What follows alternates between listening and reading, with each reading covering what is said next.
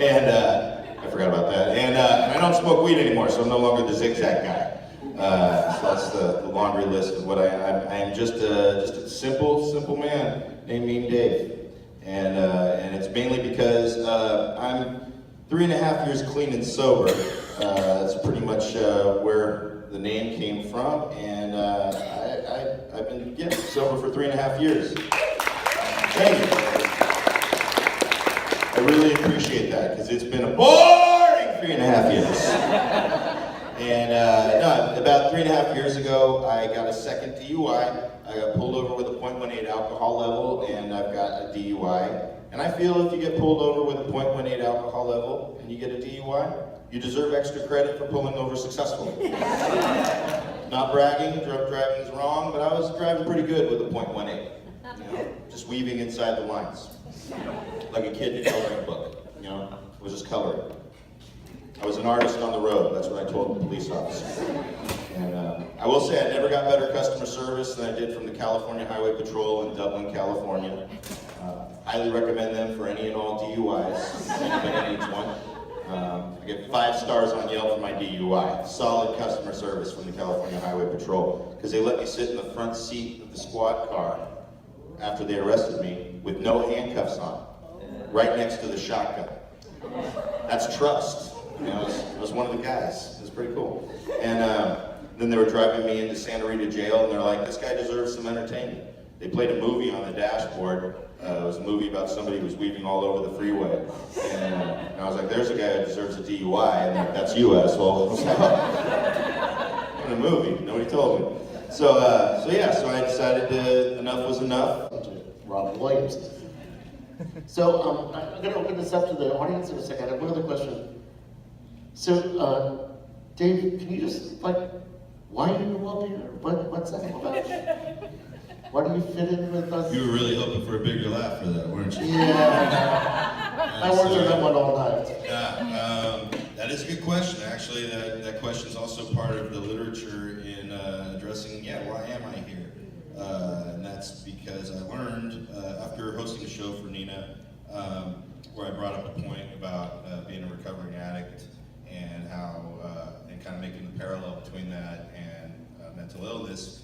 Nina decided to do what she does best, and that's research, and found out that being a recovering addict actually falls under the ADA. And I still don't know, what is the ADA again? American Dental Association. Well, in method terms, that makes sense, but yeah, what is he? The Americans with Disabilities Act. With Disabilities Act, there it is. That thing, Dave. Yeah, see, I don't pay attention. And, but no, when she explained that, and it made a lot of sense, and it's also one of the things that it's true, because I even talk about it with some of my friends in recovery that are unaware of that. And some people, I'm sure it's one of those things that's kind of, I was saying, nobody, I'm sure there's people that have their thoughts on it, whether they agree or disagree.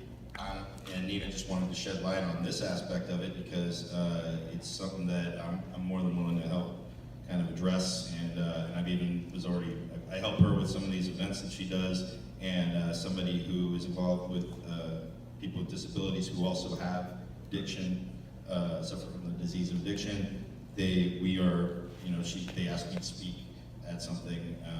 So there's room to kind of find that bridge and see what's there. So just trying to help people. And I also think it's important that the disability community starts to look at recovery as part of one of the subgroups. And I'm so glad that Dave agreed to do the show so that we could get that conversation going too. Mike had something to add. I know there's been pushback on Dave and other people. There's some kind of casting couch where we have to prove our disability to be a part of the show. And there is, believe me. I love Michael Beers. I'm more than happy to do the legwork. But it is the Americans with Disabilities, Congress with Disabilities Act, and it's a play on the Americans with Disabilities Act. And I asked this of The crowd, you know, this is San Francisco. You guys took over the health welfare office in 77